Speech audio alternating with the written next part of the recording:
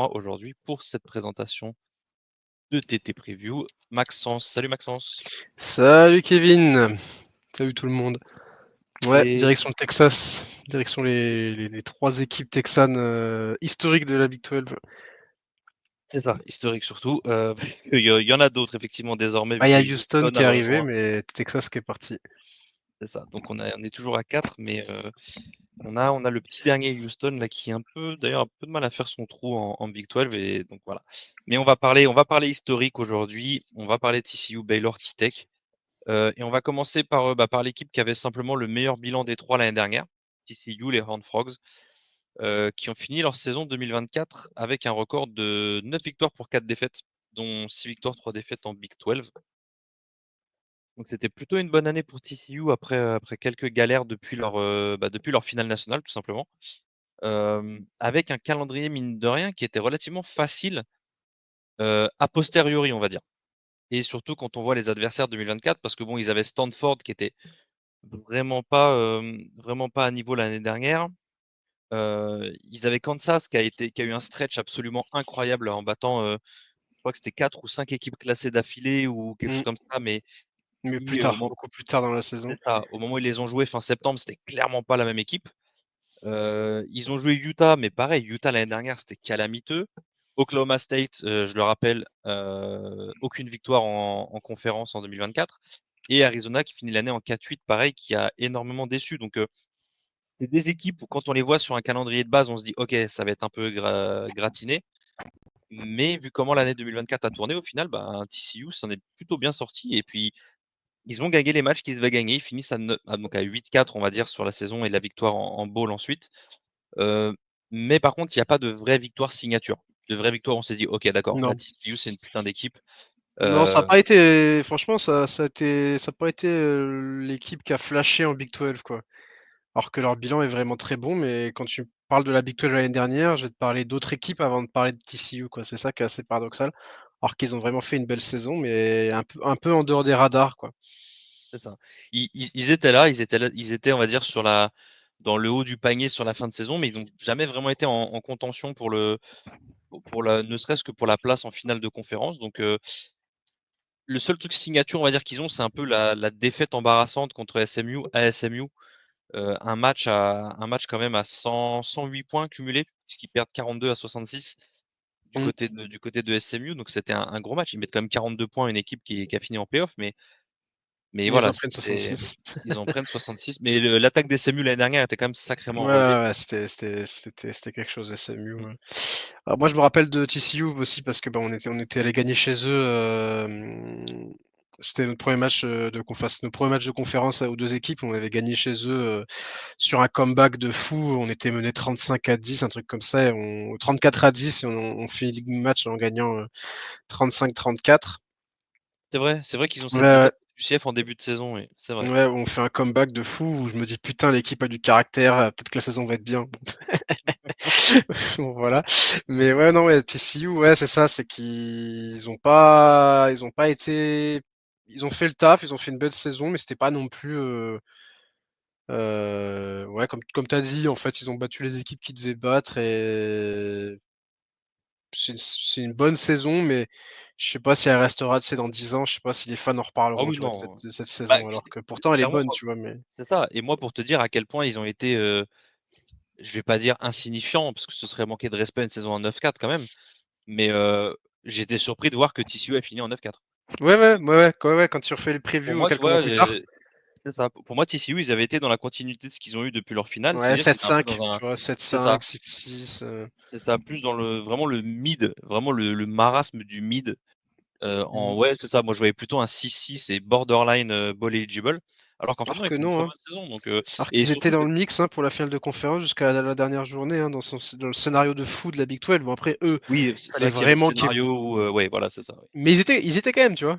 Ok, ok. Mathématiquement, ils y étaient. Ok. Ouais, ouais, mais tu sais, c'était le tableau de fou là, où tu avais 40 000 scénarios possibles sur la dernière journée. Enfin bref, la Big 12 comme on l'aime.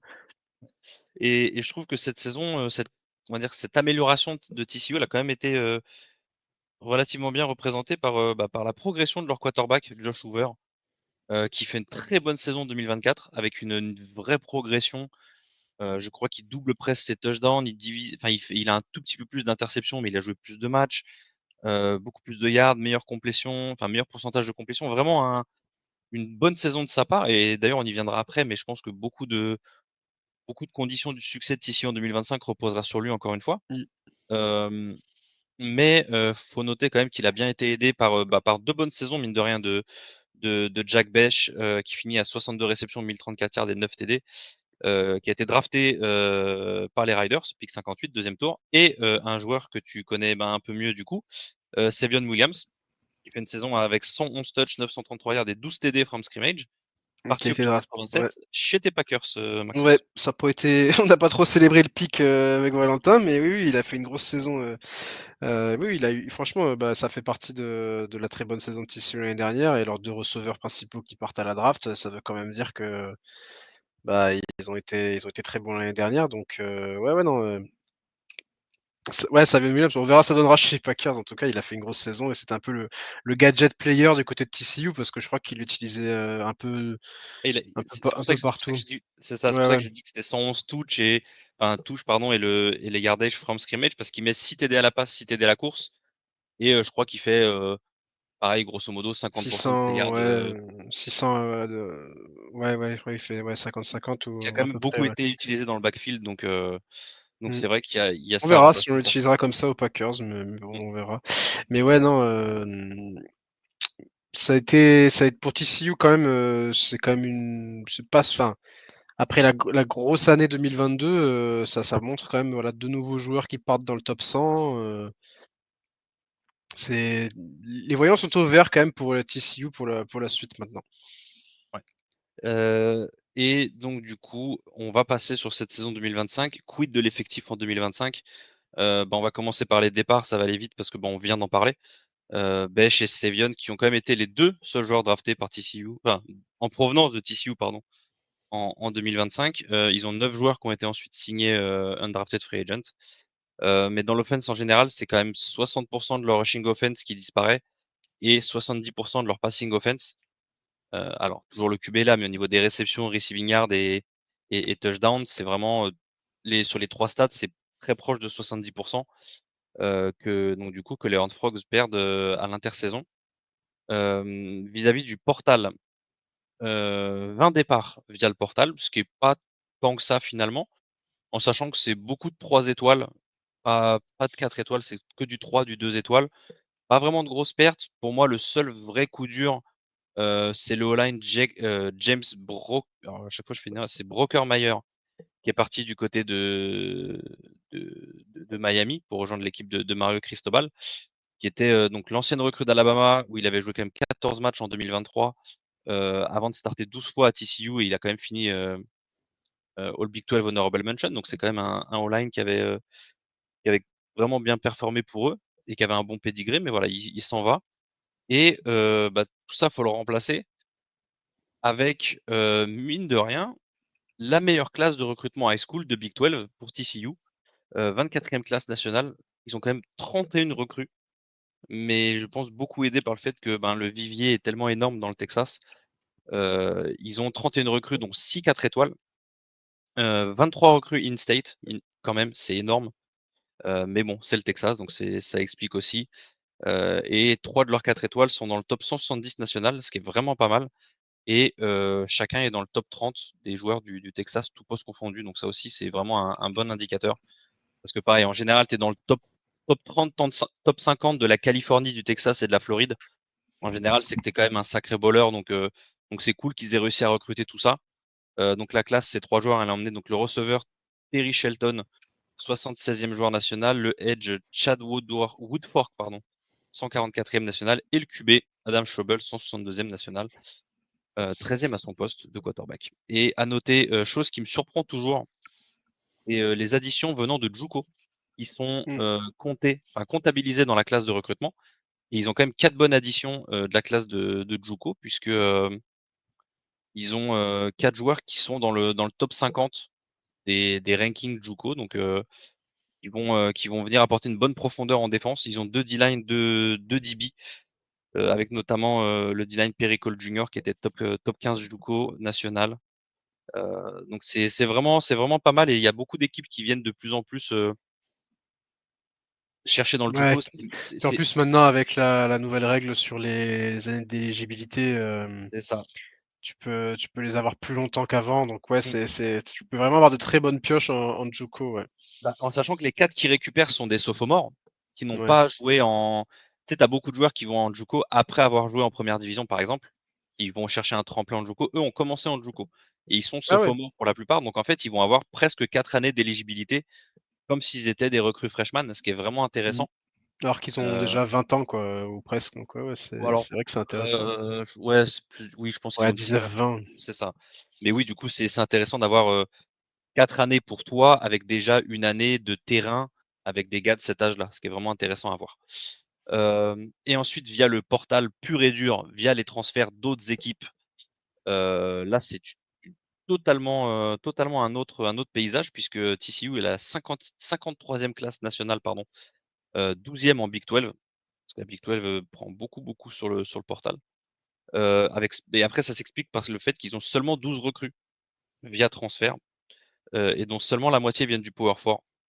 Je crois qu'il y en a c'est la moitié qui vient du Power 4 et après c'est un quart du Group of Five et un quart de FCS.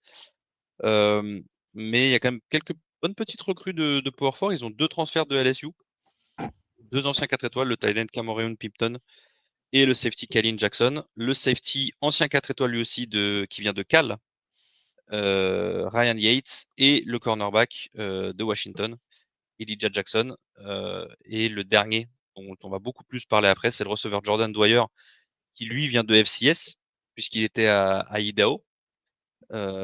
C'était un 0 étoile en sortant de high school, donc le mec pas classé, mais il est noté 4 étoiles sur le portal, donc c'est un joueur qui était très prisé et qui donc part du côté de Force Wars pour venir essayer de remplacer un peu ce dont on a parlé, cette production de Best et de Savion Williams qui est parti. Euh, Autre chose assez notable du côté de TCU, on en a parlé un peu parce que c'est toi qui m'as confirmé ça, c'est Ouais. le coaching staff qui est chose très très rare puisque l'entièreté du coaching staff de Sonny Dykes, donc le head coach, a été reconduit. J'ai cru à un bug informatique, tu sais, Mmh. c'est sur la preview de je sais plus quelle équipe. En fait, je me demande bien si c'est pas UCLA. Le site internet a mal été actualisé. En fait, ils ont fait enregistrer plutôt que d'enregistrer sous. On va dire ça comme Ouais. ça. Ce qui fait qu'en fait le roster, enfin le staff 2025 s'est mis sur le staff 2024 aussi. Donc quand tu compares, t'as aucune différence. Et j'ai cru que c'était le même bug. Et non, non, en fait, ils ont bien Non, j'ai reconduit. vérifié sur d'autres sources et tout, et on va donc bien, bon, Solidax qui est toujours là, hem et donc du coup, Kendall Briles Riles, ouais. Briles qui continue donc en offensive coordinator, et Andy Avalos, coordinateur défensif. Donc c'est bien de rester dans la continuité, tu as les 3 mêmes têtes, En haut, ouais. dans ton staff, donc Mm. franchement, voilà, on tape sur la belle saison 2024 pour continuer en 2025. Ouais. Donc Et en ça, c'est plus, plutôt cool. c'est ce dont on va parler après, parce que c'est un peu le mot d'ordre, hein, la continuité sur cette équipe. Le fait que tu as pas mal de joueurs qui étaient là l'année dernière, tu as exactement les mêmes coachs, ça te fait gagner tellement de temps au printemps, ça te Mmh. fait gagner tellement de temps pendant l'été. Puis tu C'est pas tant vraiment d'arrivées que ça en plus via transfert, c'est ça. Et le peu de transferts qu'ils ont, c'est même pas forcément tous des starters, tu vois, on va en parler, mais tu que mmh, deux starters transferts en défense, par exemple. Donc, bah tiens, on va commencer par la défense. C'est quoi? C'est pas mon habitude, vas-y. mais on va le faire comme ça. On va commencer par la Honneur défense. à la défense. Ouais. Ils ont un starting 11 quand même, avec, donc, comme je l'ai dit, avec 2 transferts. Et les deux, d'ailleurs, viennent de l'État de Washington. Et qui font quand même beaucoup apporter à cette défense. Donc, il y a le D-tackle Ansel Dean Mbu, qui vient de Wazoo et qui sort d'une saison avec 7 tackles for loss, dont 6 sacs. Ce qui est vraiment pas mal pour un D-tackle. Et donc, j'en ai parlé tout à l'heure, Elijah Jackson, le corner, qui était à Seattle, à UW, à Washington, qui vient apporter toute son expérience aussi. Même si c'est une défense avec 9 upperclassmen, donc junior ou senior, et 7 seniors. Donc c'est une défense qui est assez expérimentée, mine de rien. C'est même pour dire que leurs deux seuls underclassmen, donc c'est des redshirt sophomores, le DN de Zach Chapman et le nose tackle Marquis Steele, mais qui ont tous les deux beaucoup vu le terrain en 2024. Ils ont même vu le terrain pendant leur année de redshirt en 2023. Donc, à noter quand même que Chapman a fini second team freshman All-American, tout de Mmh. même, ce qui est vraiment pas rien. Donc c'est à noter. Ils vont vraiment avoir une bonne défense, je pense, cette année. Donc après, t'as Marquis Deal qui est le petit frère, parce qu'ils ont un duo de frères sur la D-line. Et l'autre, c'est Devin Deal, qui était le leading sacker de TCU en 2024, qui revient en 2025, qui retourne 5 de ses meilleurs plaqueurs de 2024. Donc c'est pas mal, une belle continuité, une bonne dose d'expérience du côté de la défense. Pour l'attaque, c'est un peu différent parce que comme on l'a dit, une grosse partie de la prod qui est partie. Parce qu'en plus, on a parlé de Betch et de Sevion Williams, mais il y a aussi le running back Cam Cook qui est parti aussi, donc qui Ouais, était t'as tes producteurs qui sont pas de retour. Ouais, il va falloir trouver la production ailleurs. Seul vrai retour, c'est la présence au poste de receveur de Eric McAllister, qui a fini la saison avec quand même 762 yards et 5 TD en 2024, qui va être épaulé par 2 transferts. Joseph Manjack de Forth, transfert de Houston, qui a presque milliard donc qui a 920 yards et 9 TD en 2 saisons à Houston, chez les Cougars. Et surtout, comme j'ai dit tout à l'heure, Jordan Dwyer, qui a une histoire donc vraiment particulière. Seulement 4 matchs en tant que true freshman pour garder son redshirt, mais il met des TD contre Wazoo et Indiana, mine de rien. C'est vraiment un gars qui, même pendant son année redshirt où il a pas beaucoup joué, il met TD contre des équipes de première div. Bonne première saison avec 300 yards, 4 TD. Et ensuite, il a totalement explosé en 2024 en tant que sophomore. Second team All Big Sky. Saison à 1192 yards, 78 réceptions et 12 touchdowns. Donc, très grosse addition au poste de receveur. Ça donne, je trouve, un trio de receveurs titulaires qui est assez solide. Mais comme beaucoup d'équipes dont j'ai fait la preview, c'est surtout la profondeur derrière qui est assez friable et qui m'inquiète. Parce que c'est très jeune, c'est très inexpérimenté et la moindre blessure, ça risque d'être un peu compliqué. C'est ça, presque que du underclassman qui a vraiment beaucoup de monde d'expérience terrain. Aussi un trio au poste de running back, avec les retours du coup de Trent Battle et Jeremy Payne, qui vont rajouter l'expérience de l'ancien running back de UTSA, Kevorian Barnes, qui a un peu disparu en 2024, je pense qu'il était blessé, mais qui a fait une bonne saison en 2023. Pimpton, on en a parlé tout à l'heure au poste de tight end, qui va venir complémenter DJ Rogers. Et une O-line que moi j'aime bien. J'aime bien cette O-line parce que tu as 3 returning starters. Le seul nouveau, entre guillemets, qui n'a pas joué sur 2024, c'était parce qu'il était blessé toute la saison, mais c'est un gars de l'équipe. T'as un redshirt freshman qui a quand même joué la fin d'année. Il a joué les 4 derniers matchs de l'année pour conserver son redshirt. Plus il a starté le ball game en plus contre Louisiana. Donc je trouve que dans l'ensemble, c'est une offense qui devrait continuer de bien tourner et qui devrait surtout continuer d'être orientée sur la passe. Parce que statistiquement, ils prennent quand même 3/4 de leur yard via les airs. Ils prennent 300, un peu plus de 300 yards sur les 420 qu'ils prennent en moyenne par match via le jeu de passe. Donc je pense que ça devrait continuer d'être pareil. Parce je trouve qu'ils ont avec Hoover qui devrait progresser et toute la continuité, ça va faciliter tout ça. Et je pense qu'ils vont réussir un minimum à remplacer Beck, même si ça va être particulier parce que tu avais un Sevon Williams qui était dans le backfield, qui permettait un Ouais, peu qui te de. permettait de lâcher un peu de pression pour Beck parce que tu avais Savion qui pouvait vraiment faire ce qu'il voulait lui aussi. Ah, et puis surtout, il permettait pas mal de flexibilité au niveau du play call, d'avoir ce type de joueur dans le backfield, c'est toujours intéressant. Là, ça va être un peu plus compliqué. Il va falloir Plus créer traditionnel peut-être. c'est ça, du running back plus traditionnel et donc donner des touches plus à des receveurs alignés. Pour cette saison 2025, les clés de la saison, on en a quand même mine de rien parlé. C'est le remplacement offensif de la production de Betch et de Sevian Williams. Parce que je vous l'ai dit, 60% du jeu de course et 70% du jeu de passe qui partent, c'est pas anodin. Mais je pense que tout le reste découlera de ça aussi. On en a parlé, continuité de la belle progression de Hoover. Si jamais il arrive à encore montrer une progression, à encore montrer qu'il est capable de s'améliorer, ça peut donner vraiment quelque chose de pas mal, surtout avec un coaching staff comme ça.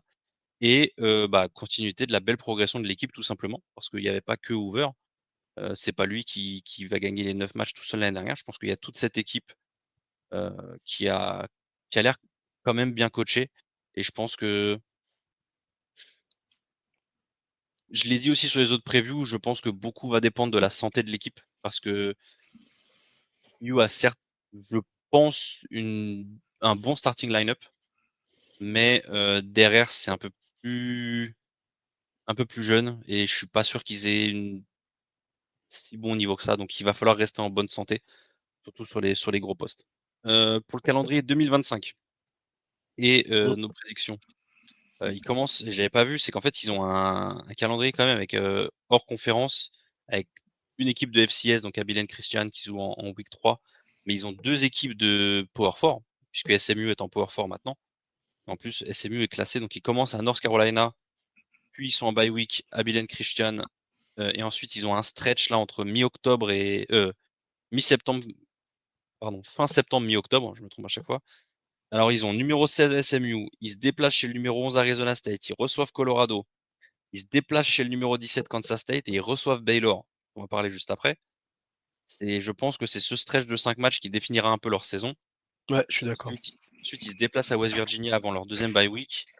Et ensuite, ils ont pareil, mine de rien, un mois de, un mois de novembre avec numéro 22 Iowa State, déplacement chez le numéro 10 BYU, déplacement à Houston et réception de Cincinnati. Donc, ils ont leurs 3 derniers matchs contre 3 nouvelles équipes de Big 12, BYU, Houston et Cincinnati. Mais voilà, BYU est classé, Iowa State est classé, on l'a vu, ils ont quand même battu Kansas State à Dublin. Mmh. Donc c'est une équipe qui a l'air rodée dès le début, on va voir s'ils arrivent à prolonger jusqu'en novembre. Mais voilà, c'est un calendrier qui clairement a l'air beaucoup plus relevé que l'année dernière. Équilibré, puisqu'ils ont 6 matchs à domicile, 6 matchs à l'extérieur. La différence, c'est forcément en conférence, vu qu'on a 9 matchs, on peut pas être à l'équilibre. Et malheureusement, ils ont que 4 matchs à domicile, 5 à l'extérieur. 5 matchs contre des équipes classées, dont 3 à l'extérieur. Et comme j'ai dit, ce stretch dantesque entre les matchs de SMU et de Baylor. Je pense qu'il va au moins falloir aller chercher 2 victoires contre les. En fait, il faut qu'ils gagnent les matchs à domicile contre les équipes non classées. Il faut qu'ils battent Colorado et Baylor pour compenser les 3 matchs contre les classés qui risquent d'être perdus et potentiellement aller essayer d'accrocher une victoire sur ces 3 matchs clés là. Calendrier donc sur le papier nettement plus relevé, mais comme l'année dernière, tout peut arriver en fait. Mmh. Tu vois, on était 3 à voir Kansas State battre Iowa State. Au final, ils se Non, sont faut fait pas dire, battre faut parce pas qu'on est dire. toujours aussi fort sur les prédictions, mais Et puis c'est voilà, la Big 12, il y a des voilà, surprises qui peuvent arriver. tu peux avoir un Kansas State qui s'écroule totalement, tu peux avoir un Arizona State qui est tout simplement pas capable de reproduire la saison Ouais. 2024.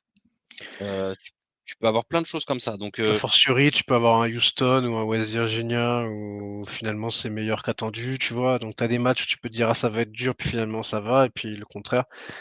Puis même cette équipe de TCU, peut-être que oui, effectivement, il y a de la continuité, il y a le QB qui est resté, là, il y a beaucoup de joueurs qui sont restés, mais peut-être que, ça va pas redémarrer pareil ou les petits matchs 50-50 qu'ils ont réussi à gagner l'année dernière, vont peut-être pas forcément tourner pour eux donc le c'est ce que calendrier est tu dis. intéressant parce il va vraiment,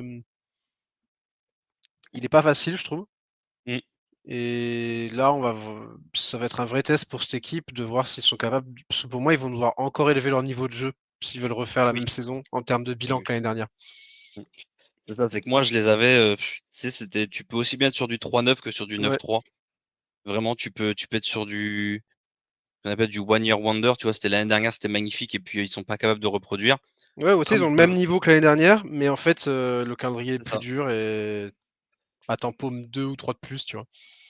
Mm. Et du coup, moi je les vois plus en 7-5, un peu juste au-dessus de Ouais. l'équilibre. Avec notamment, je les vois bien battre USC en ouverture là ce week-end. Euh, une seule victoire, je pense, contre les équipes classées. Pourquoi pas Iowa State ou BYU en novembre.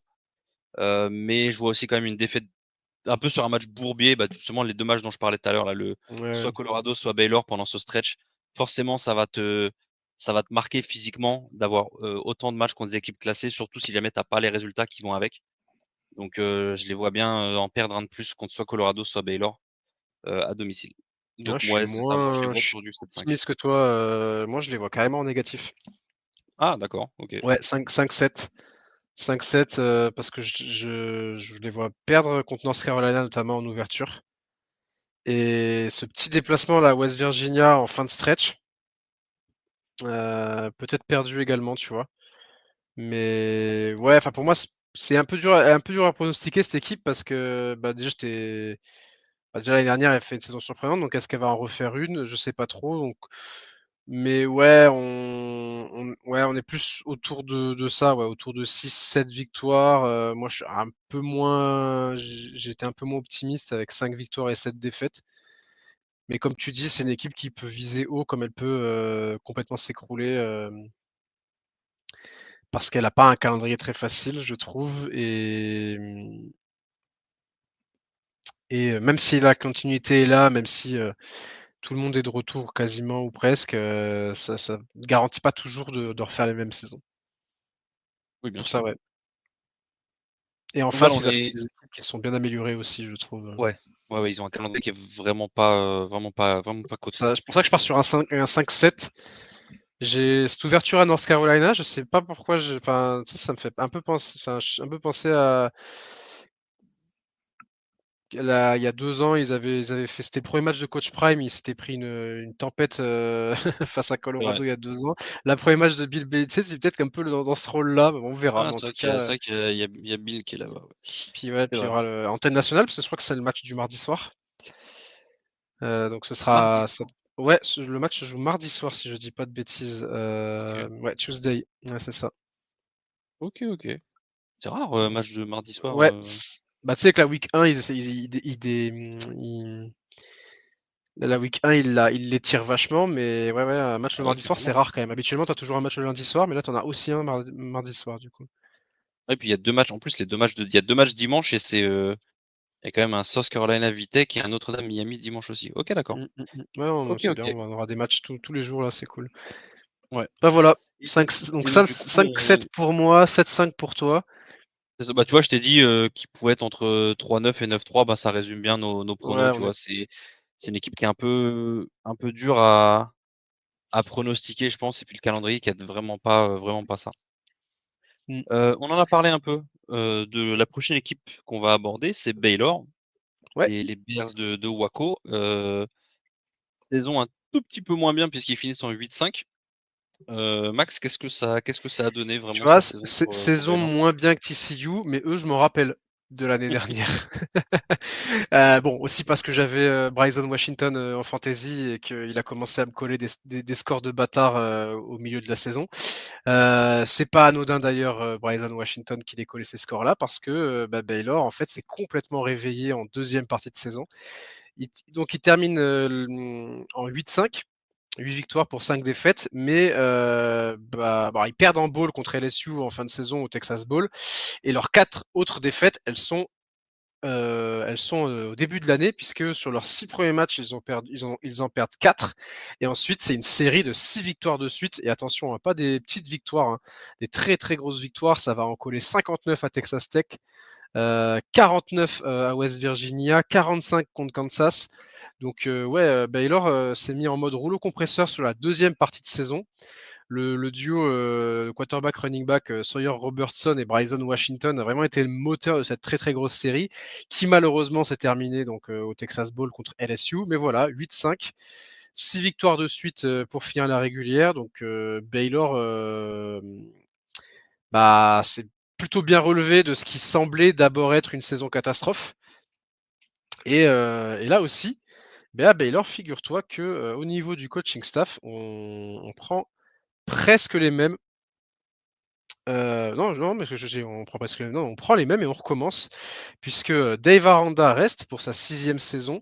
Le coordinateur offensif qui est arrivé l'année dernière, Jake Spavital, du coup, est toujours là. Et pareil pour le defensive coordinator Matt Powledge. Donc voilà, on garde le même staff.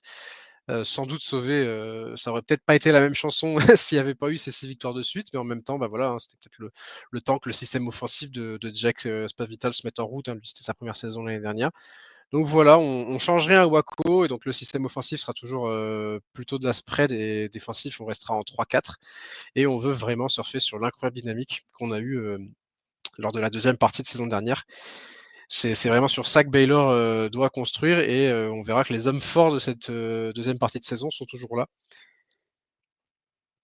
Du côté de Waco, Texas. Au niveau du recrutement, on a signé la 37e classe de recrutement lycéen avec 23 joueurs, hein, donc on fait moins bien que TCU, mais on arrive quand même à aller chercher des bons joueurs, parce que bah voilà, hein, c'est le Texas. Même si on n'est pas, on n'est pas au même endroit, parce que TCU, il me semble que c'est Fort Worth dans la banlieue de Dallas, mais bon, on reste quand même dans le Texas, donc On sait que c'est un vivier exceptionnel de joueurs. 23 joueurs donc qui arrivent, 23 lycéens qui arrivent à Baylor avec 3 joueurs 4 étoiles. Le defensive lineman Camorin Morgan, qui est le 29e à son poste au niveau national. Le running back Michael Turner, 21e running back au niveau national, et l'offensive tackle Matthew Parker, 36e au niveau des tackles au niveau national. Voilà pour les 3 joueurs 4 étoiles. Et puis au niveau transfert, on a globalement une vingtaine de joueurs qui partent et 23 joueurs qui arrivent. Et également, la plus grosse perte sur le portail des transferts, c'est l'offensive tackle junior Alvin Ebozele qui part pour Houston. Mais on a fait venir pas mal de joueurs qui pourront jouer un rôle dès la première saison. Je vais pas en parler maintenant, j'en parlerai plus pendant la revue de l'effectif et des titulaires pour vraiment vous dire qui seront les transferts qui joueront un rôle dès la première année du côté des Bears, pas des Golden Bears, des Bears tout court. Donc voilà du côté de Baylor pour le recrutement. Alors au niveau de l'équipe, déjà 70% des titulaires sont de retour, ce qui est quand même le 3e ou 4e taux, si je dis pas de bêtises, en Big 12. Donc on est quand même dans une des équipes, je regarde ça, on est la 3e équipe avec le plus de titulaires de retour, dont 77% en attaque et 63% en défense. Le senior, donc QB senior Sawyer Robertson sera à nouveau le titulaire. L'année dernière, c'est plus de 3 milliards et 28 TD, avec également donc des touchdowns à la course. C'est un des gros QB de la Big 12 en 2025 et c'est une très bonne nouvelle qu'il soit resté du côté de Baylor. Derrière, bien le duo explosif de running back de l'an dernier avec quasiment 6 yards par portée pour les 2 joueurs est de retour. Donc le redshirt sophomore Bryson Washington et le junior Dawson Pendergrass. Les deux en cumulé, c'est 1700 yards au sol et 18 touchdowns. Et Washington vraiment était la star de la série de victoires. Quand tu regardes, il a triplé sa production au sol par rapport aux 6 premiers matchs et aux 6 derniers. Donc vraiment, je sais pas, il y a eu un déclic, une meilleure utilisation du joueur, aussi peut-être des défenses un peu moins bonnes aussi, on sait que ça joue aussi, mais voilà. Donc voilà pour les 2 running backs dont on devrait encore énormément entendre parler du côté de Baylor.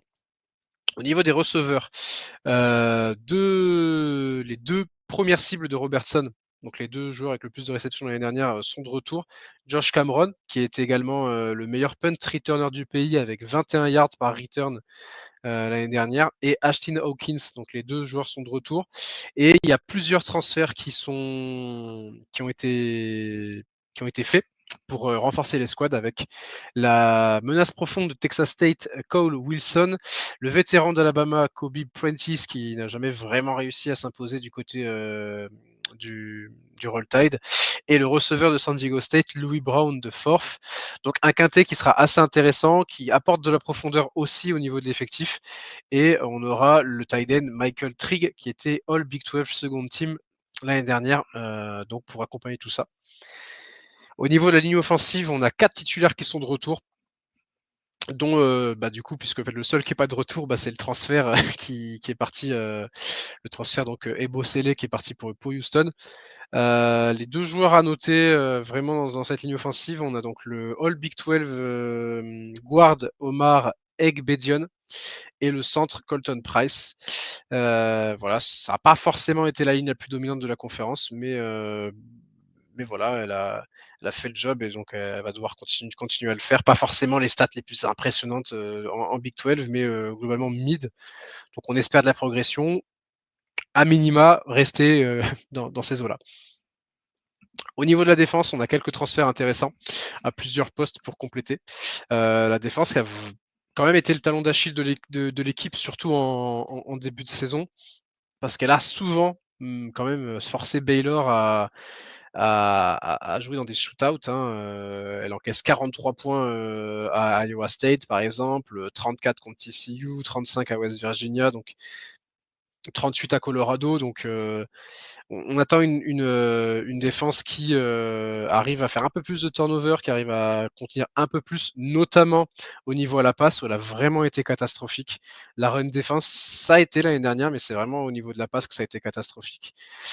Au niveau de la ligne défensive, donc on a Jackie Marshall qui revient au poste d'edge, tandis qu'on a fait venir vraiment 2 poids lourds en defensive tackle. J'ai lu les poids, j'ai halluciné, avec Samu Taumanu Pepe de Texas A&M, 172 kg sur la balance, et Adonis Frilou qui arrive de Tulane, lui c'est 140 kg, donc 2 beaux bébés qui vont solidifier la run D au milieu. Chez les linebackers, on est peut-être sur le corps où il y a eu plus de changements, puisque Keaton Thomas est le seul starter à revenir au milieu. Lui qui était le meilleur plaqueur du Big 12 l'an dernier, tandis qu'on a fait venir Travion Barnes de FIU en middle linebacker. Et donc sur les côtés, on retrouvera les transferts Emarion Winston de Oregon et Matthew Fobbs-White de Tulane. Emarion Winston qui vient de chez toi, si tu peux en parler un petit peu. Ouais, c'est un des transferts qui nous avait beaucoup surpris avec Rob. Parce qu'il avait fait une bonne fin de saison avec Oregon. Il avait de plus en plus de temps de jeu. Mais bon, alors là, pour le coup, Oregon, ça va parce qu'on a une bonne room de rusher. Mais non, c'est un vrai bon rusher avec un bon potentiel. Donc c'est vraiment cool pour Baylor par contre, parce que c'est un joueur que j'aimais bien, sur lequel je comptais avec Oregon. Donc non, vraiment bonne addition pour eux là. Bon, tant mieux pour les Bears alors. Et au niveau des corners, les 3 titulaires sont de retour. Donc Carl Williams de Forth qui a manqué une partie de 2024 pour cause de blessure. Kaiden Jenkins, 4 interceptions en 2024 et Tevin Williams de Second qui sont de retour. Et au niveau des safety, là aussi, c'est des titulaires qui sont de retour. Le vétéran Devin Bobby pour sa dernière saison, qui est vraiment une capacité à être all-around, et DJ Coleman avec lui. Et on aimera un autre joueur d'Oregon, Tyler Turner, qui arrive d'abord pour faire de la profondeur à ce poste-là, mais qui pourrait peut-être gratter une position de titulaire suivant la saison. Pareil, gros, je pense qu'il y a un bon potentiel sur Turner. On va peut-être pas forcément compter sur lui cette année, mais peut-être plus pour l'année C'est quoi, c'est prochaine. un sophomore ou Je vérifie, je suis pas sûr qu'il ait beaucoup joué à Oregon. Attends, je te vérifie tout de Bah voilà. suite. En tout cas, Mais non, on a c'est un par contre, la potentiel. différence, c'est que c'est un mec qui a pas forcément vu beaucoup le terrain, contrairement à Winston. Donc je pense que c'est plus un transfert pour l'avenir que pour cette année. Ok. Bah voilà, donc pas mal de titulaires qui reviennent. On a quand même, avec quelques recrues également au niveau des transferts. Et par contre, c'est un peu surprenant, pas tant de transferts que ça dans le backfield, alors que c'était vraiment une des faiblesses. Bon, peut-être qu'on se dit qu'on peut continuer à tirer quelque chose du groupe qu'on avait déjà. Mais voilà pour l'équipe. J'ai noté aussi en off, mais voilà, pour les special teams, Palmer Williams, le punter, qui était un des meilleurs en Big 12 l'année dernière. Ça, c'est pour le plaisir de citer un petit punter. Voilà, pour Baylor, le plan 2025. Bah, ce sera d'appliquer la même recette que durant la série de victoires, hein. Courir et encore courir. Bien sûr, il y a du jeu de passe, on a fait venir des joueurs pour ça, mais quand Baylor court plus de 110 yards l'année dernière, ils sont en 8 victoires pour une défaite, et 4 défaites et 0 victoire quand ils n'ont pas pu dépasser ce stade des 110 yards. Donc encore une fois, le plan de jeu pour Baylor cette année, ça va vraiment être de nourrir ces 2 running backs et donc de courir, contrôler la cloque. Et puis voilà, tout simplement. Tout simplement, du côté de Baylor qui mise un petit peu quand même sur la continuité, un petit peu moins que TCU, j'ai l'impression quand même. Mais on va dire que les gros noms sont encore là. Là où du côté de TCU, les gros skill players sont plus là avec Beck et Williams, mais là, Robertson et Pendergrass plus Washington, c'est vraiment très bien du côté de Baylor qu'ils soient toujours là à Waco. Au niveau du ouais, vas-y. Non, vas-y, Max, je t'en prie. Non, je sais pas si vous voulez dire quelque chose. Non, c'était, je sais pas si tu voulais faire une prédiction. Tu veux la faire maintenant, ta Ouais, je prédiction vais contre parler Baylor ouais, je vais parler du calendrier et après donner ma prédiction. Donc le calendrier, ça commencera avec la réception d'Auburn le 30 août. Mine de rien, un des matchs, alors c'est dans la nuit de vendredi à samedi, qui est à 2h du matin, mais un des matchs sneaky good, je trouve. On n'en parle pas beaucoup, mais ça va être un match intéressant. Ensuite, déplacement à SMU. On reçoit ensuite Sanford, donc une FCS, puis Arizona State, et on termine le mois de septembre avec un déplacement à Oklahoma State. Pour le mois d'octobre, on aura une réception de Kansas State, un double déplacement à TCU, puis à Cincinnati, et puis le mois de novembre, la réception de UCF, puis de Utah, le déplacement à Arizona et la réception de Houston le 29 novembre pour finir la saison. Mon pronostic pour Baylor, c'est 9 victoires pour 3 défaites. Je suis assez posé. Alors, est-ce que c'est parce que j'ai fait la preview, donc contrairement à TCU, j'ai l'impression que tout va bien du côté de Baylor. Mais bon, déjà, ils ont un calendrier qui est moins difficile, qui est plus Ouais. facile que TCU. T'as Arizona State et Kansas State dans ton calendrier, mais tu les reçois. Les déplacements, t'as Oklahoma, t'as que TCU en déplacement vraiment difficile et SMU en out of conference, mais franchement, tu vois, c'est possible. La réception d'Auburn, c'est une équipe de sec, mais je serais presque prêt à tabler sur une victoire contre Auburn. En fait, je pense qu'ils vont gagner un des deux, ou Auburn ou SMU. Ok. Et peut-être plus le match contre Auburn en ouverture de saison, tu vois. Je les vois perdre par contre contre Kansas State et Arizona State. Et après, derrière, peut-être qu'ils en pommeront un autre et seront plutôt en 8-4, mais je pense que c'est une équipe qui peut vraiment viser les 9 victoires avec le calendrier qu'elle a et qui peut s'inviter à la lutte pour la finale de conférence, même si les défaites contre Kansas State et Arizona State que je leur prédis devraient les retirer de la course parce que je vois ces deux équipes-là, même si Kansas State a perdu en Irlande samedi, mais je les vois quand même encore dans les prétendants pour la finale de conférence. Mais voilà, je suis assez positif pour Baylor. Ils m'ont laissé une grosse impression sur la fin de saison l'année dernière et c'est toujours des bonnes dynamiques sur lesquelles tu peux réussir à surfer. Donc en gros, tu les vois, ils ont 3 matchs contre des équipes classées. Tu vois, pour faire simple, en gros, ils gagnent tout ce qui est pas classé, ils perdent tout ce qui est classé. Ouais, globalement Bon, c'est ça, ouais, ok. globalement. Même si c'est à Même, domicile, tu vois. que j'allais dire, ouais, même avec les 2 matchs à domicile, Arizona Peut-être State, qu'ils Kansas State, tu vois vont, pas une victoire sur les deux? peut-être qu'ils vont réussir à en prendre un, mais dans ce cas-là, ils vont peut-être tu vois, en paumer un contre TCU derrière, tu vois, Ouais. en déplacement. Et UCF, tu vous vois pas. Non, je ne vois pas gagner là-bas. UCF, D'accord. je nous ai mis qu'une seule victoire à l'extérieur cette Ok, année et c'est pas chez eux. ok, ok. Ok. Ouais, C'est la seule c'est- victoire à l'extérieur que je nous ai mis. Ah non, je crois que je nous ai mis aucune victoire à l'extérieur cette année. Mais Ah, ça, ok. Ouais, on a 7 matchs que- à domicile, on va se rattraper à la maison. Ah, vous êtes en 7-5. Ok, d'accord. Et ben, on va finir par une équipe dont on a Et toi, presque pas parlé. Alors moi, Baylor, je t'avoue que j'aime bien leur calendrier aussi. Ouais, je vais être honnête. Je suis assez ouais, d'accord avec 8, toi. 9 victoires. Alors attends, parce que je suis allé trop loin, je le retrouve pas. Ah, il est là. Je suis un peu comme toi. Mais en fait, ouais.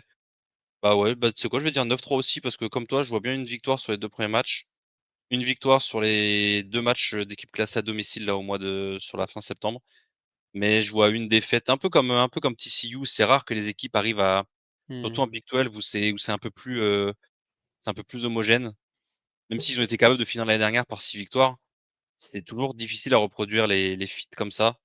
Et là, TCU, Cincy, UCF, Utah, Arizona, Houston, je pense qu'il y aura que 5 victoires. Donc Ouais, t'en paumes un, mais bon, c'est normal. Après, voilà. c'est Donc sûr que c'est dur d'enchaîner. honnêtement 9-3 et ça te fait que 2 défaites, ça te ferait que 2 défaites en conf, donc ça te fait du 7-2 en conf. Hmm. Quand on voit l'année dernière, je pense qu'il y a C'est moyen d'aller possible, chercher ouais. une petite finale de conf. Donc non, une bonne saison qui s'annonce pour Baylor, je pense. Ouais, puis une équipe qui peut légitimement finir dans le top 25 à la fin de la saison. Ouais. En tout cas, ça fait partie de ces équipes de Big 12 qu'on attend au tournant. Et du coup, Une autre équipe qu'on équipe, attend bah très ouais, très au tournant sur cette saison. peut-être une des dont équipes dont on a le plus parlé pendant l'off-season, hein. C'est ça, en fait, c'est une équipe dont on a beaucoup parlé, notamment pour cause de recrutement. ce soit recrutement lycéen ou transfert, c'est l'équipe qui est classée au ranking de pré-saison, si je ne m'abuse. Je sais plus exactement Oui, où, mais parce que justement, en le coach, peut-être? Le coach Paul? c'est l'un des Ouais, 2. ils sont le coach Paul. OK. Non, ils sont dans le top 25, pardon, excuse-moi. C'est le coach Paul, ils y C'est sont ça. pas. Mais par contre, ils Top de la sont Hey dans. People. Non, ils Petit sont Paul. dans les deux, je suis con, ils sont dans les deux, ils sont 23 à l'IP Paul et 24 au coach Paul. C'est ça. Alors moi, ce que je disais, c'est que je pense qu'il y a peut-être beaucoup de hype sur T-Tech vis-à-vis de leur recrutement. Je suis pas sûr que ce soit un recrutement qui paye cette année. Donc on va voir ce que ça donne. Mais en tout cas, ils ont fini avec le même bilan que Baylor l'année dernière, 8-5. Mmh. Pareil, milieu de tableau pour la Big 12. Mais Qu'est-ce que ça a donné mais exactement pas la sur même saison, en fait, hein. ouais, 2 salles, Ils 2 étaient ambiances? ouais, ils étaient en 5-1 le 5 octobre et derrière, bah, juste 3 victoires et 3 défaites. Donc ils terminent donc en 8-5 et une défaite en 8-4 et une défaite, à la fin, contre Arkansas au Liberty Bowl. Ça a été, compliqué pour, Texas Tech sur la deuxième partie de saison. Globalement, Texas Tech, attaque exceptionnelle, défense horrible. C'était la meilleure attaque de Big 12 l'année dernière et c'était l'avant-dernière défense. Donc voilà, donc quand tu allais voir un match de Texas Tech, tu étais sûr de voir des points, des 2 côtés. Une équipe qui a été capable de battre les 2 finalistes, Arizona State et Iowa State et de perdre contre Washington State à la maison, par exemple, tu vois? Ouais, on est et qui tu vois, par exemple, contre Oklahoma State, ils gagnent 56-48. Quand tu vois l'état d'Oklahoma State cette année-là, en plus, on était fin novembre, ça te montre que oui, ils en ont collé 56 à Oklahoma State, mais ils ont quand même encaissé 48 points. Donc ça a J'avoue été que un en 2024, prendre 48 points contre ouais, Oklahoma State, c'est pas professionnel un peu bon, quand même, hein. en fin de saison en plus, hein, quand les mecs étaient morts, il y avait plus rien, enfin, tu vois, Ouais. c'est donc ouais, Texas Tech, ça a été ouais, 2 salles, 2 ambiances en fait, l'attaque exceptionnelle, enfin vraiment très, très bonne. Ça a scoré, ça a mis du yard et en défense, bah, c'était porte ouverte. Donc on a fait des changements au niveau du coaching staff. Donc le head coach Joey Maguire, lui, reste à Lubbock, hein, ce sera sa 4e saison avec les Red Raiders. Il a un bilan de 23-16 avec l'équipe et il essayera de dépasser le plateau des 8 victoires pour la première fois de sa carrière. Pour l'instant, c'était le plateau qu'il a réussi à atteindre, mais jamais à dépasser. L'offensive coordinateur de l'année dernière, Zach Kittley, donc celui de la meilleure attaque de Big 12, est parti pour Florida Atlantic, où il sera le head coach. Je crois que c'est d'ailleurs une des raisons pour laquelle Val a mis Florida Atlantic en vainqueur de l'American. Voilà.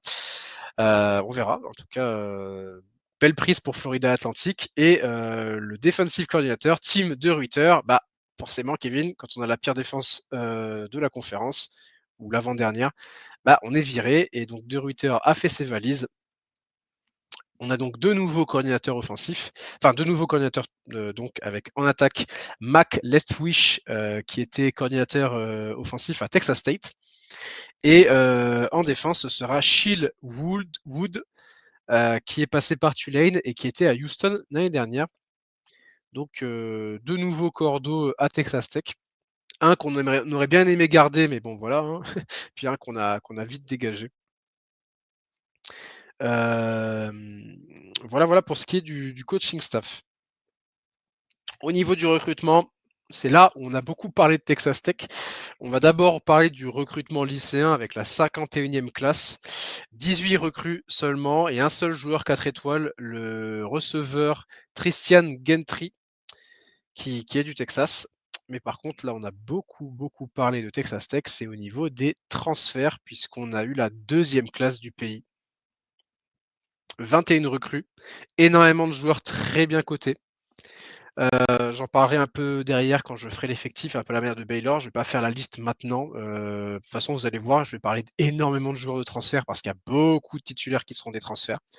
Le seul joueur dont on va parler maintenant, c'est le feuilleton Micah Hudson, le joueur 5 étoiles, qui avait commit à Texas Tech l'an dernier, qui a un petit peu joué cette année à Lubbock, qui part à Texas A&M à la fin de la régulière, et puis finalement, 2-3 mois plus tard, qui est de retour à Texas Tech, donc qui est compté comme un transfert alors que bon, en fait, il a passé le spring camp à Texas A&M, et encore, je crois même pas.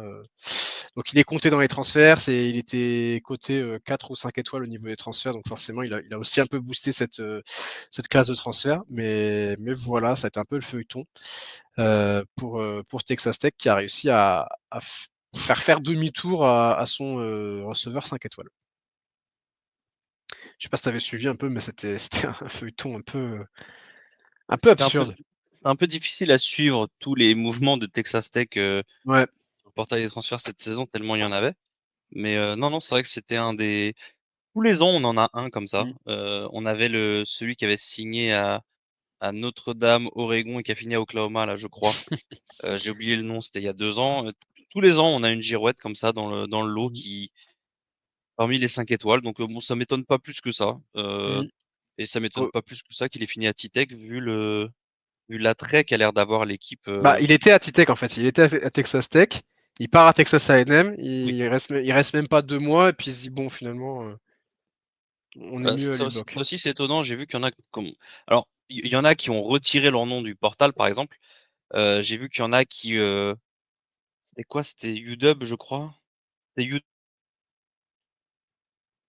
ou UCLA que j'ai fait sur le nom de Texas qui vient chez eux. Donc, il est considéré comme un transfert incoming. Mais en fait, il est aussi compté comme un transfert outcoming parce qu'entre-temps, il s'est barré dans une autre équipe. Ouais, Donc, le mec a c'est un transféré peu le 2 cas fois pour Hudson. dans Ouais. le même printemps. Et c'est malheureusement la situation dans laquelle on vit maintenant avec le portail des transferts et le peu de limitations qu'il y a à ce niveau-là. Au niveau des départs, on a globalement une trentaine de joueurs qui partent, donc il y a eu un gros turnover du côté de T-Tech. Allez, on va parler un petit peu de l'équipe, on va parler d'abord de la satisfaction de l'année dernière. Avec l'attaque, au poste de quarterback, c'est Baron Morton qui sera de retour. C'était pas forcément le QB le plus en vue dans la conférence l'année dernière, mais il a réalisé une saison solide avec plus de 3 milliards à la passe, 27 TD, seulement 8 interceptions. 63% de complétion, donc une bonne saison quand même assez solide du côté de Beren Morton, qui va quand même, qui se remet quand même d'une blessure à l'épaule pendant la off-season, donc à voir. Je sais pas si c'est son épaule avec laquelle il lance ou pas, mais bon, ça a quand même freiné sa préparation. On verra si ça aura un impact sur son début de saison. C'est un joueur qui est assez propre à la passe, mais qui ne court jamais. Donc on va voir s'il peut encore progresser. Au niveau des running backs, on a eu un gros départ. C'était celui de Taj Brooks, le running back qui est parti pour la NFL, qui est parti. Il est parti où, Taj Brooks? J'ai un trou. Taj Brooks aux Bengals. Donc voilà pour Brooks qui était leur meilleur joueur clairement en attaque l'année dernière. Donc il a fallu trouver un remplaçant. Ça va se partager entre deux joueurs qui étaient déjà à Texas Tech l'année dernière, qui étaient les backups de Brooks l'année dernière avec Cameron DK et Jacoby Williams. Et on a fait venir le transfert de USC, Quinton Joyner.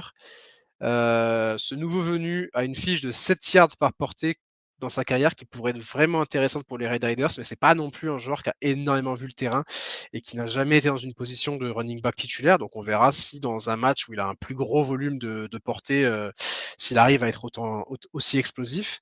Mais voilà, ça va se jouer entre ces 3 joueurs-là pour le poste de running back titulaire. Au niveau du corps des receveurs, on a le retour des 2 titulaires, Caleb Douglas et Coy Eskins, 109 réceptions et 13 touchdowns à eux deux l'année dernière. On aura le transfert de Miami, Reggie Virgil, qui vient renforcer le groupe après une saison à 41 catchs et 9 TD, 20 yards par réception. Micah Hudson, du coup, la girouette devrait avoir plus de reps. Normalement, l'année dernière, il a fait une centaine de yards. On devrait le voir un petit peu plus utilisé cette année. Mais il va quand même devoir faire sa place parce qu'il a 3 joueurs assez expérimentés devant lui. Au poste de tight end, on a fait venir Terence Carter Jr., qui a été vraiment très intéressant du côté de Louisiana l'année dernière en Sun Belt, et il sera en concurrence avec John Carlos Miller, qui était titulaire l'année dernière. Au niveau de la O-line, on a 2 arrivées massives sur le portail. Le tackle star de North Carolina, Howard Sampson, et le guard de Miami, Will Jados, qui rejoignent une belle ligne offensive en fait, puisque 3 joueurs sont de retour avec le centre Sheridan Wilson, qui est un prospect NFL à ce poste-là, le tackle Jacob Ponto et le guard Davion Carter. Et on devra noter aussi un autre bon transfert au poste de tackle, Hunter Zambrano, qui arrive de Illinois State, qui était un des joueurs de FCS sur la O-line les plus cotés sur le portail des transferts. Donc voilà pour l'attaque qui donc se renforce avec pas mal de transferts et tes meilleurs producteurs à la passe sont de retour, ton QB est de retour, il y a juste au niveau du running back, mais honnêtement, c'est pas le truc le plus difficile à remplacer en football américain, le running back. Donc voilà pour l'attaque. En défense, c'était, on le dit, hein, c'était l'avant-dernière défense en Big 12, même au niveau national, hein, du coup, c'était vraiment une des pires défenses du pays. Donc on a été surchargé à ce niveau-là, surtout sur la ligne défensive, puisque tous les nouveaux titulaires prévus sont des transferts. On a fait venir l'Edge Davin Bailey de Stanford, qui était une des plus grosses prises du portail, ainsi que Romelo Eight, qui est passé par Auburn, USC et Georgia Tech, qui est un joueur qui peut aussi jouer outside linebacker. Après, je crois que leur système est en 3. Non, c'est un multiple 3-4 de ce que j'avais lu à Texas Tech. Donc, un joueur qui est assez versatile du coup. Au centre de la ligne défensive, on retrouvera Lee Hunter, qui était excellent l'année dernière avec UCF, qui était All Big 12 second team l'année dernière et qui était une des bonnes satisfactions de la défense l'année dernière, alors qu'on avait vraiment une défense pas top, mais c'était surtout sur la passe, quoi, était pas incroyable. Mais Lee Hunter, ça a été une très très grosse perte pour nous, clairement. Donc voilà, il est parti à Texas Tech. Et on a aussi fait venir Skyler Gill Howard de Northern Illinois et I.G. Holmes de Houston. Donc voilà pour des renforts de poids pour une ligne défensive qui, quand elle était performante l'année dernière, Texas Tech gagnait. Donc on attend beaucoup de cette ligne défensive New Look. Au niveau des linebackers, Ben Roberts et Jacob Rodriguez, 210 plaquages 2 en 2024, sont de retour. Ces deux joueurs qui ont vraiment le potentiel pour être All Big 12 cette année. Qui ont été vraiment au four au moulin l'année dernière, voilà, avec tous les trous qu'il y avait et tout. Donc, on espère qu'ils auront un peu moins de travail, mais qu'ils restent productifs quand même. Et on a le redshirt sophomore John Curry qui sera backup en linebacker, mais qui pourrait être titulaire dans un poste de nickelback. Quand j'ai regardé un peu les depth charts, son nom revenait pas mal à ce poste-là, donc on verra. C'est un nom qui revient souvent, c'est un redshirt sophomore et apparemment bon petit potentiel pour John Curry. Donc voilà, joueur à noter. La grosse faiblesse l'année dernière, c'était le backfield. Et il a été renforcé avec l'arrivée du safety Cole Wisniewski qui arrive de North Dakota State et du cornerback Bryce Pollock qui arrive de Mississippi State. Les titulaires l'an dernier, Brandon Jordan et Morion Horn, donc Jordan qui était safety et Horn cornerback, vont devoir se battre pour garder leur place parce qu'on a aussi d'autres transferts qui arrivent avec Amir Boyd qui arrive de UTEP, Dontae Balfour qui arrive de Charlotte et Tarion Grant qui arrive de Purdue. Voilà, on a fait venir beaucoup de nouveaux joueurs dans le backfield et les titulaires l'année dernière vont vraiment devoir s'envoyer pour le rester. On parle aussi un peu kicker rapidement avec un transfert, Upton Bellenfunt qui était un kicker à Alabama, puis qui est parti à Buffalo et qui avait vraiment été excellent l'année dernière en MAC, qui était un des meilleurs kickers de MAC et qui arrive aussi du côté de Lubbock. Voilà pour Texas Tech, c'est assez intriguant, assez dur du coup de dire comment cette défense se comportera parce que beaucoup de nouveaux joueurs, nouveaux coordinateurs défensifs. Mais je pense que vu les stats l'année dernière en défense, ça peut que être meilleur. Donc voilà pour Texas Tech où on a de l'ambition dès cette année. Maintenant, est-ce que elle va se confirmer dès la première année ou pas? Ou comme tu dis, toi, Kevin, plutôt pour 2026 et 2027? Place Après, au. Ouais, en soi, ils ont un calendrier qui est ouais, relativement c'est ce clément, je que trouve. j'allais en Parle-nous parler. de ce calendrier qui qui à vue d'œil, Bah, ouais, vue d'œil est c'est prometteur. à vue d'œil prometteur et tu vas chercher 10 victoires dans l'année, quoi. C'est ça. Et bah, écoute, tu me spoil presque ma prédiction. On va parler du calendrier avec 2 premiers matchs qui sont des cupcakes, absolus avec Arkansas Pine Bluff, une FCS en ouverture, à la maison et ensuite la réception de Kent State. Donc autant dire qu'on est presque contre une FCS parce que Kent State, c'est terrifiant, leur bilan depuis quelques années. On reçoit ensuite Oregon State le 13 septembre et puis après 2 déplacements pour ouvrir les matchs de conférence à Utah et à Houston. Le 11 octobre, on recevra Kansas, puis on se déplacera à Arizona State, réception de Oklahoma State pour finir le mois d'octobre. Et pour le mois de novembre, le déplacement à Kansas State, la réception de BYU puis de UCF et le déplacement de West Virginia le 29 novembre. Donc seulement 2 matchs contre des équipes classées, 2 déplacements. Mais le reste, honnêtement, à part ces 2 matchs-là, le reste est ouvert. Hein. Le reste est vraiment, vraiment, vraiment prenable. Ouais, moi je te dis, ouais, 10-2. ouais, moi je vois 10-2. Je vois 10-2 et ouais, parce que les 2 matchs sont c'est marrant parce que Kent State, Arizona State sont dans les calendriers, de manière très proche sur le calendrier des 3 équipes qu'on a fait. Ouais, ils y sont Mais toutes les 2, ils sont à chaque fois, non? ouais, c'est vraiment, et puis à chaque fois à 2-3 semaines d'écart, j'ai l'impression. Bah, c'est Mmh. exact et en plus, regarde pour Baylor, c'est Bah, pareil Baylor parce les que reçoit. oui, mais c'est l'inverse et par contre, ils ont aussi Oklahoma State, squeezé Mmh. entre les 2 Ouais, et puis pareil, la il y a du différence UCF pour Baylor aussi. Enfin bon, après voilà, et pareil Arizona State, c'est Arizona State, Colorado, Kansas State pour TCU donc ouais, c'est assez drôle comment ont été faits les calendriers quand on regarde les équipes en particulier. ouais, tu dois avoir des équipes qui tournent, Ouais. tu fais home and home et après tu la joues pas la troisième année et etc. Je pense que c'est un truc comme ça qui fonctionne puisqu'avec la fin des divisions, faut bien faire tourner. Et ouais, Ouais. non, franchement, le calendrier est facile, hein, honnêtement, enfin Franchement, en moi, tout je vois cas un sur le calendrier Clément. papier. En vrai, tu vois, je vois un peu les équipes qui transfèrent à mort comme ça, un peu comme Colorado, bah, j'allais dire Year One, mais non, Colorado, depuis l'arrivée de Sanders, en fait. Euh, Même s'il y a un peu plus de recrutement maintenant. Euh, et c'est vraiment tout ou rien ce genre d'équipe, parce que en plus, avec un nouveau staff, Mmh. tu t'as pas vraiment de continuité, tu sais pas comment. Et les mecs ont pas de passif entre eux, donc t'es un peu sur du tout ou rien sur des situations comme ça. Après, comme tu l'as dit, ils partent de tellement loin en défense, ils partent tellement bas que tu peux pas faire pire en fait. C'est un peu comme la défense de USC avec Alex Grinch, tu vois. Quand Mmh. tu quand t'es cordeau défensif derrière ça, t'as pas forcément de pression, vu l'abyssalité dans laquelle t'étais. Non, Là, mais je il pense est pas que je mauvais pense. Alex Grinch, arrête, tu verras, il va te prouver avec UCF cette année. Ah putain, ah, ça, il est chez vous, sérieux? Oui, oui, oui, c'est notre Oh défensif. débat. Ah MDR. Oh bah alors Mais ouais, non, je là, suis d'accord. En fait, la défense, ça RIP sera la saison du CF, hein.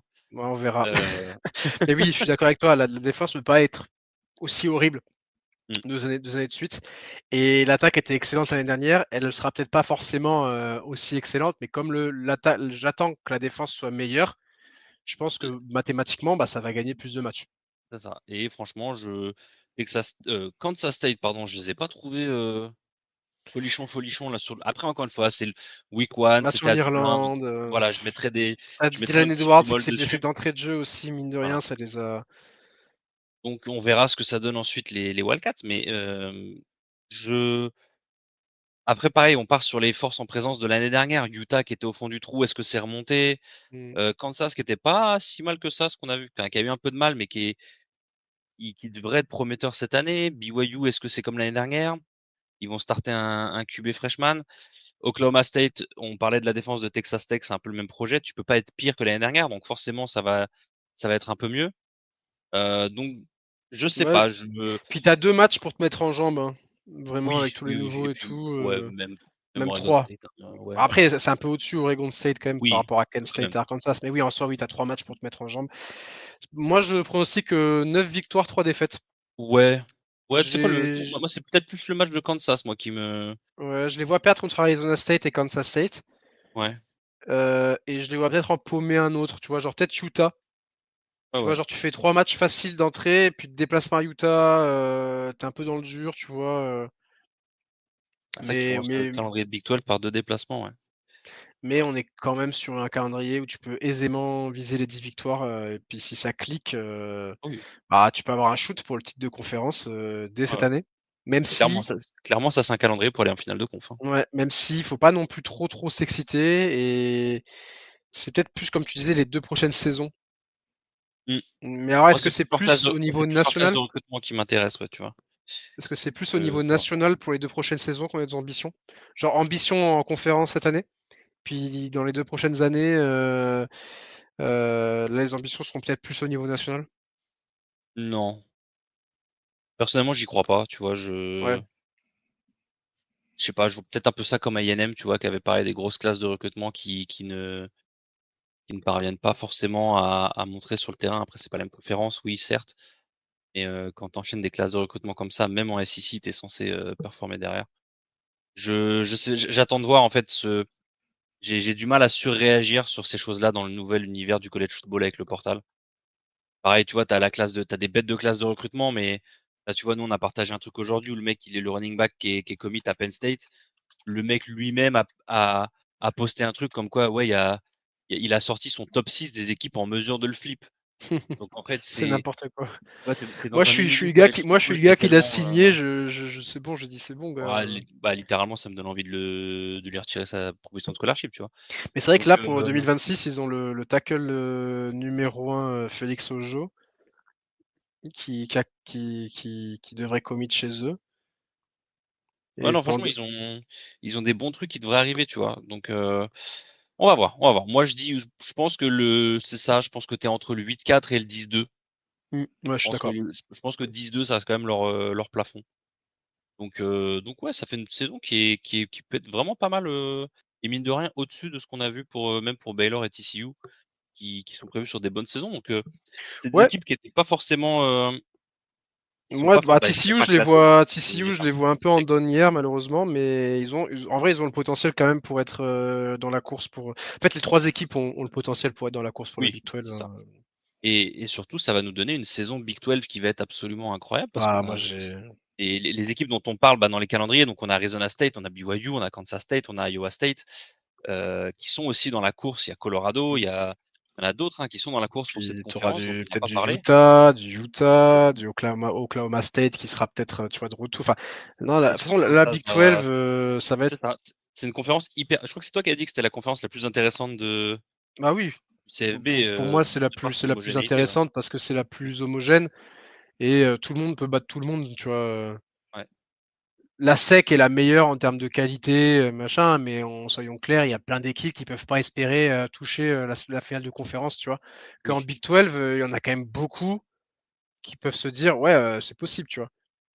C'est vrai on a toujours pas cette top team qui est capable Non, par contre, au niveau de national, je ouais. sais pas si après en playoff ça se confirmera, même si Arizona State était pas loin de sortir Texas Ouais, l'année dernière. ils avaient fait un bon parcours en playoff, mine Bah, de rien. ils perdent dès le 1er match, c'était le quart de finale Oui. contre Texas, mais ils perdent en prolongation, Oui, c'est sur ça, une quand je dis un quatri bon parcours, ils su font un bon match, quoi. sur une 4e et 12, où ils piffent un peu là sur la coverage, Oh là là, mais mais c'est good bah, c'est ça. j'ai des PTSD. Heu, bah, voilà, du coup, on est quand même à un peu plus d'une heure sur Ouais, cette on a preview, mais fait une c'est vingtaine normal, de on avait quand minutes même par 3 équipe. équipes. C'est ça. On avait 3 équipes à couvrir et comme on l'a dit, c'est une conférence qui est hyper homogène, qui est hyper intéressante, donc voilà, je pense que ça méritait de s'y arrêter aussi un peu. Maxence, on va se retrouver parce que là, on enregistre dans la semaine juste avant la week 1. On va se retrouver pour le 1-2-6 de samedi, Ouais, qui sera, le meilleur 1-2-6 de l'année puisque c'est le 1er vrai 1-2-6, on va dire. On va vraiment, les matchs qu'on va présenter, c'est pas du UNLV contre de la FCS. Là, on va présenter les gros matchs de week 1. On va pouvoir parler vrai football, parler équipe classée, parler duel de top 5, voire de top 3. Donc ça va être hyper intéressant ce 1-2-6 de samedi. Soyez là, soyez présents. mmh. Beaucoup de gros Hem, matchs, il y aura des gros matchs qui seront déjà passés en plus parce que ça commence dès jeudi dès soir. vendredi, ouais. Oui, dès jeudi même. Effectivement, n'hésitez pas à passer sur le Twitch, parce que Max stream, sur Madden. Je suis tombé Ouais, sur ton stream la dernière fois. Max rage sur Madden. Bon, t'inquiète pas, moi aussi, hein. Là, j'étais en stream hier soir et je vais commencer la dynastie, enfin la dynastie Oregon sur College Football. Donc voilà, n'hésitez pas à suivre le Twitch, continuez à suivre les previews parce qu'elles continuent de tomber Ouais, jusqu'au on tout essaie dernier moment, de notamment vous en faire celle-ci. au max là. Donc voilà, et puis comme d'habitude, n'hésitez pas à suivre sur les réseaux, à poser vos questions si vous avez besoin de quoi que ce soit. On est là, on est dispo. Max, merci à toi, merci pour cette preview. Merci à toi. Merci à toutes et à tous d'avoir suivi et à très bientôt. Ciao, ciao. Ciao!